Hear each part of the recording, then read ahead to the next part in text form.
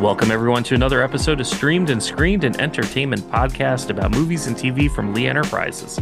I'm Terry Lipshetz, managing editor of the National Newsroom at Lee, and co-host the program with Bruce Miller, editor of the Sioux City Journal and a longtime entertainment reporter, and someone who has seen way more movies than I have this year. Way more. Why am I here? You're here because I need you. If you're not here, I'm just talking into the woods. I'll tell you, I tried to figure out how many movies I see in a year. Now, this is just movies. This is not TV show movies or streaming or anything like that. And I figured one year it was around 300. And so if you multiply that times 40 years, that's a lot of movies. And those are only ones that I would do for work purposes, not ones that I would go back and Wizard of Oz doesn't count in that because you'd see that more than once. The Godfather, I've seen The Godfather so much I could do the lines. It's a strange year because we didn't know what was going to happen with the strikes. We didn't know if we would get things, if they would hold things, what would happen. And right now at the end of the year, there is a plethora of movies that are opening. It's your chance to really get after it. If you haven't looked at movies, now's your time. So, Tara, how about your year? How was your year? It's typical as a parent who's got a busy job and lots of kid activities. So, we got to the movies. We saw some of the big ones. We saw Mario Brothers, which was a fun movie. Really enjoyed seeing that one. We went to see Barbie, definitely an Oscar contender. This is not a doll movie, so love that one. We recently saw the Hunger Games prequel. We went to see Indiana Jones. I saw The Flash. The family and I, we did see Elemental. So we've gotten out. We've seen some movies. We've left the house. 2020 is in the rearview mirror, and we are back to the theaters. We already have plans for our Christmas break to go see Wonka. What guides the choices? Do you say, well, if we're taking the kids, it has to be kid-friendly? Or do you say, kids, you're going to an R-rated movie, I don't care? I don't want to say we're super strict, but we do like to look at, we'll check out like Rotten Tomatoes, we'll check out Common Sense Media, and we'll use our own best judgment to try to figure out what to go see. We don't allow them to see R-rated movies yet. With the PG-13 movies, we look at them pretty closely. We try to see, okay, why is it PG-13? Is it just a few bad words? Is there nudity? I mean, usually PG-13 doesn't get nudity. You might get a butt in there every once in a while, but and that's okay. If you see a little, everyone has a butt. We're all fine with. So that kind of thing is okay. If it gets a little too violent, we try to stay away from it. If it gets a little too sexual, we try to stay away from it. But we try to find movies that are appropriate for the family, and we want them to see appropriate material for their age. So the profanity, we hear that at home. We're okay. We're good with that. They'll call me out on it. My girls' basketball team, I coach 7th grade girls basketball, and we were playing a game this weekend, and I said the S word audibly because I thought one of our girls fouled out. So they were, Coach, you just said the S word, and you got to run a lap now. And that good. I owe them a lap in practice, probably. You better get on it. That's good. I'm glad they're holding you to it. I always use the line that if you're a writer, you've got to be able to know all the words and how to use them effectively. So That's why I swear. I also don't have kids around me, so I'm good. You're good. Okay, so we're going to look at the list. Did you do 10? I didn't come up because I felt like I didn't see enough of the really good movies. I would say that of all the films that I saw, I would probably rank Oppenheimer just a hair before Barbie. I thought Barbie was a great movie. I thought that it is deserving of any accolade it gets. I would like to somehow see Oppenheimer and Barbie somehow split out awards so they're two creative geniuses, because that's what they are geniuses, can somehow share without taking away from each other. I don't want to see one of them just like clean sweep and then the other one gets left. So I think there's a way for, like a best director, best picture, best screenplay. We'll hand out statues to both, but I would just give Oppenheimer like my nudge for best picture, and that's even without yet seeing Killers of the Flower Moon. And those are the two I had a battle to figure. Is it Oppenheimer or is it Killers of the Flower Moon?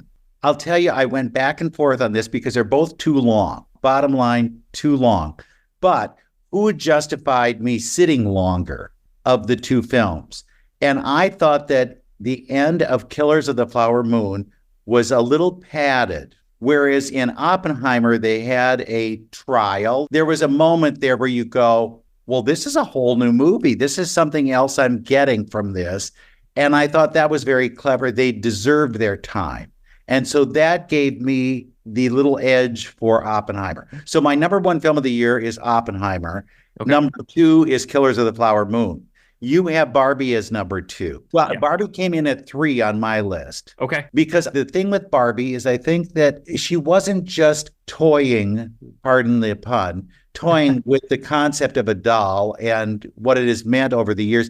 It really was a tale about, now don't be bad-mouthing young girls who are playing with Barbies, because that's always been the narrative behind Barbie, is that, oh, it's like some stupid doll that, is perhaps a little more Zoptic than you would give a girl. And that she was kind of dim, and it was just, there were a lot of things there to unpack. And she unpacked all of them. Greta Gerwig looked at all those kind of angles about Barbie and still came away with the idea that here is a doll that is giving us hope that girls can do everything, and that there are stumbling blocks in the road, but you have to figure out how to deal with them.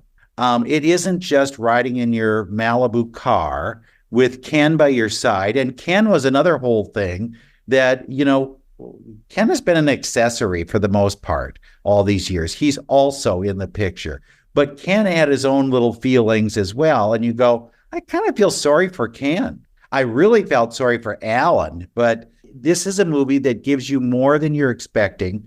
I think it is a great way to look at those kind of characters, especially when you're an adult. When you're a kid, it doesn't matter. Barbie is just that character with too many clothes and she loses her shoes all the time.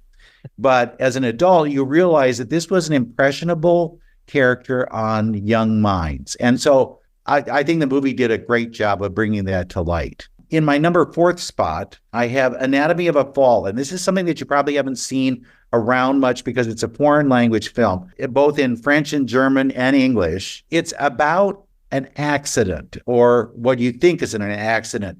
A young boy, he's about 11, is blind, and he's walking his dog outside. And when he comes home, they realize that the dad is on the ground and dead. And what is behind this? What, did he fall out of the window? Did his wife push him out the window? What is the story behind all this? It's a fascinating courtroom drama that lets you figure out, where do you sit? I happened to talk with Sandra Huller, who's the star of this. She plays the woman who's on trial for this, the mother/wife. And she said, I don't go into this taking sides and saying that she's guilty or she's innocent of anything. I just want to play the emotions, because it does. It shifts throughout the whole film. And it is a fascinating look at a case where when you come to the end of it, you will debate with others what was the true story there. And it all comes down to the end where the young boy gets to testify on the stand. And he talks about what he believes. It won the Cannes Film Festival Palme d'Or award. And you can see why it's lasted. I mean, we're just getting it now. But if you get a chance to see this, please do look at it. Anatomy of a Fall. Okay. The number 5 spot, I don't know if you saw this one or not, but The Holdovers. I love The Holdovers. It's on my list to see, and it's one that because it's rated R, so it's not one we were going to go take the kids to. Okay, but yeah, my wife and I have talked about it, wanting to go see it, and maybe we'll be able to do that over the break when my kids go spend some time with my mom for a little bit.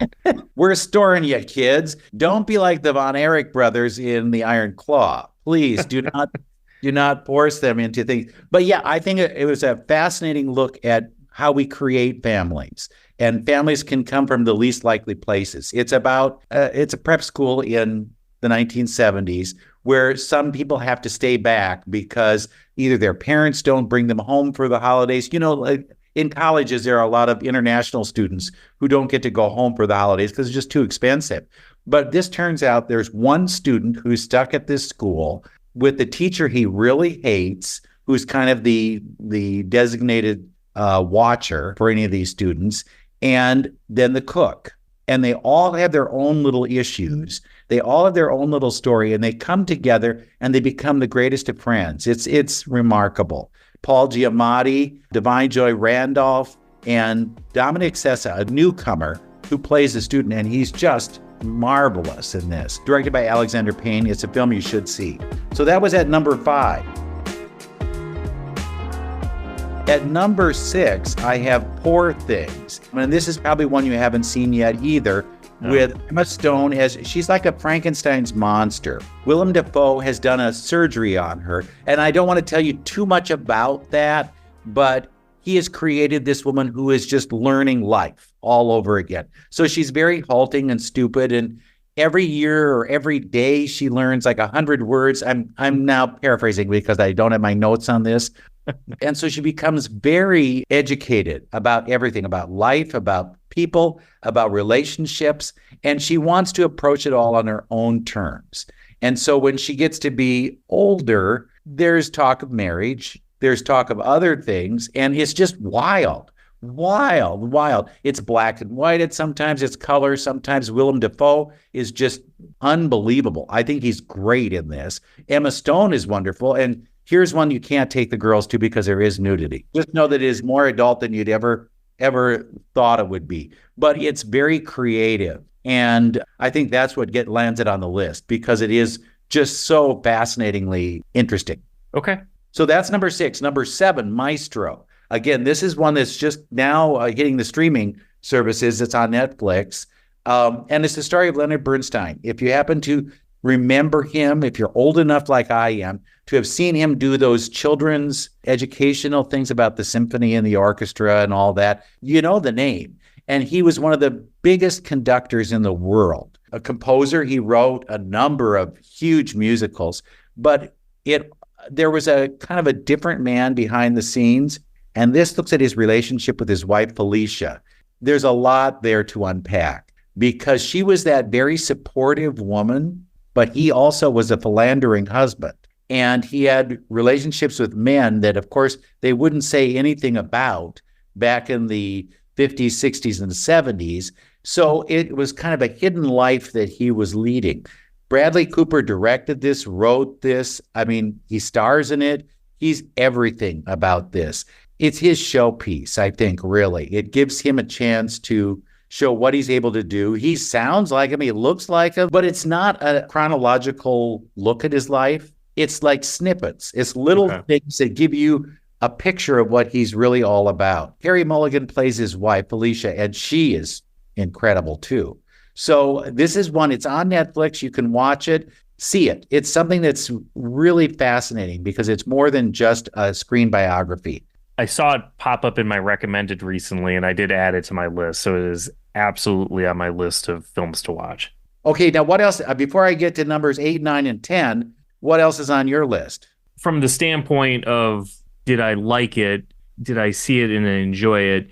I was really impressed with Super Mario Brothers. It's not going to make anybody's top 10 list. It's one of those which I was, my daughter wanted to go see it. And I'm like, all right, I guess I'll go take you to the movies.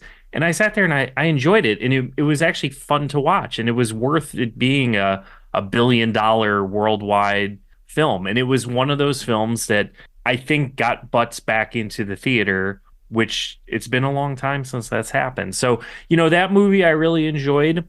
I also thought that the prequel for the Hunger Games was a lot better than I expected. I had very low expectations on that film. Very low. I mean, I didn't mind the first of the trilogy. The second two after that were kind of, do I really? So with this, do you know the characters? Are they like young people and then they grow up to become people in what we consider the classic Hunger Games? Yeah, President Snow. He's the Donald Sutherland character from the movies.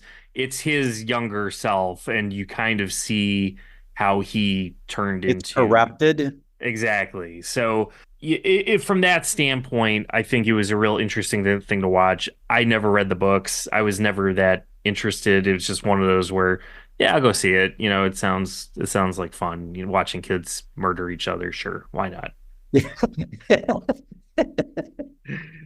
Isn't that how it should be? I mean, Exactly, shouldn't we exactly. just put the kids out there and make them just survive? That's Right, it, right. right? Yep, Otherwise, called winter break, and yep, you've got to try and figure out what to do with them because they'll drive you crazy. exactly. Okay, on my list, number 8, American Fiction. This is another new one that you'll see in theaters now. Cord Jefferson wrote this based on other material, but it's about a black author who is just incensed by the idea that there are these people doing these ghetto like kind of books, plays, whatever, and they didn't live the life. But they see that it sells because there's a white audience out there that wants to read these kinds of things. And so he wonders, well, what if I wrote one of those? So he writes it under a pseudonym. As a result, he gets a lot of attention, has people looking for him to do interviews, and he's trying to stay on the down low because he doesn't want people to know that, wait a minute, I don't want this on my record that I wrote this book because I think this book is trash. But yet he's still making money from it. So what's the balance there? Jeffrey Wright stars in the film and he's wonderful. I think it's one that we're going to see in the Oscar race. I really do, because it's so very interesting how they approach this subject, particularly now when people talk about being woke and all those kind of catchphrases they throw out there. But it attacks it head on and is willing to make some choices. And I thought it He's was fascinating. Yeah, and Jeffrey Wright, I love Jeffrey Wright. He was in some of the more recent James Bond movies as Felix Leiter, the CIA agent, and he also was in the HBO series Westworld. And I thought those two roles, very difficult, challenging roles in their own way, and he nails those characters. So I am really looking forward to seeing American Fiction. He's been around forever. Yep. Ever. Broadway, he's done a lot of Broadway shows. I think he just had one last year. Now he's probably getting his big moment. Yeah, he's somebody that you've seen him before in so many different things, mostly in supporting roles. I think that's where Westworld really let him shine because even though that was an ensemble cast, he was a primary character in there. Yeah, he is another one of those ones that can always get work Yep. because he can play so many different roles and so many different, I love him. I think he's really good. And he makes this film very unpredictable.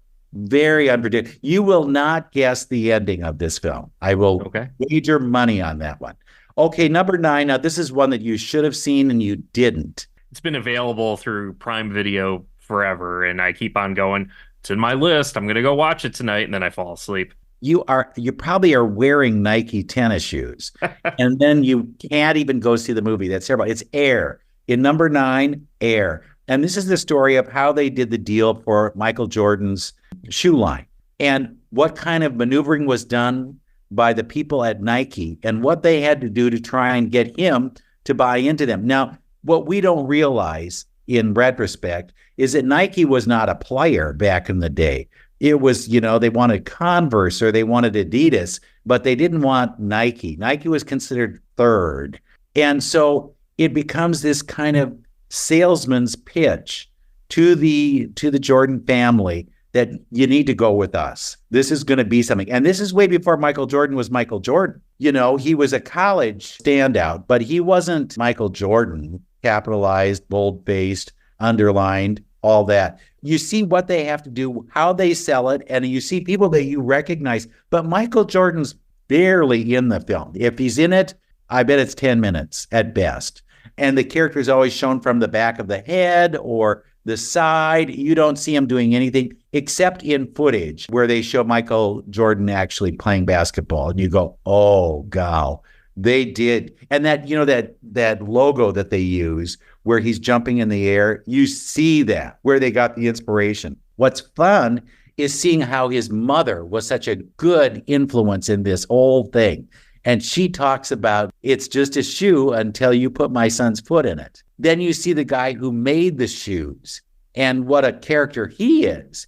It's fascinating. And my favorite one of all is the agent, played by Chris Messina, who, again, you can't let the kids watch this because every other word starts with an F. But it is just fascinating to watch this. And Matt Damon gets the speech of the year when he tells his story to the family of why they should go with him. And it's remarkable. You cheer because it's such a good look at all that. Well, now I got to go watch it this weekend. So what do I have to do? I am pulling you movie by movie through the year. Yep. And then you won't go see these things. I want you to go to that. Have you seen my family calendar, Bruce? Have I shared that with you? Look, when you said you're coaching, that alone tells you right there, this guy ain't for the movies. I'm not going to the movies. Nope. Right? Exactly. Right. Well, what's closing out your list? It's called Past Lives. It's an Asian film that really, I don't want to spill it. They were friends when they were children. And then they reconnect later in life and they wonder what their lives might have been like had they been together all along. And it's a heartbreaking in parts, heartwarming in other parts. But it's Greta Lee, Teo Yu are the actors. It's directed by Celine Song, and it's marvelous. It probably will be one of the ones that'll be considered for best international film. But we have a lot of those in the category this year. And normally I don't put foreign films on my 10 best list because we don't get a chance to see them all the time. Thanks to streaming, we're getting more of those films out there. And I think you'll find, too, that they have great stories to tell. It's just sometimes I have to do a lot of reading to be able to get to the story. Sure. Wow. So that's a top 10 list. Wow. Oppenheimer, number 1. Can't go wrong with Oppenheimer. Killers of the Flower Moon, number 2. Barbie, number 3. Anatomy of a Fall, number 4. The Holdovers, number 5. Poor Things, number 6. Maestro, number 7. American Fiction, number 8. Air, number 9. And Past Lives, number 10. Okay. Well, that is a list. For those of you out there that are like me, haven't gotten to enough movies this year, a lot to watch during the next couple weeks as we close things out and then march further towards Oscar season. So we're going to wrap this episode. Next week, we're going to do our top 10 TV shows. And that's even more difficult because there's so much TV. I promise you, Bruce, I will have more to offer in the next episode than what I brought to the table today. So we're going to throw you in.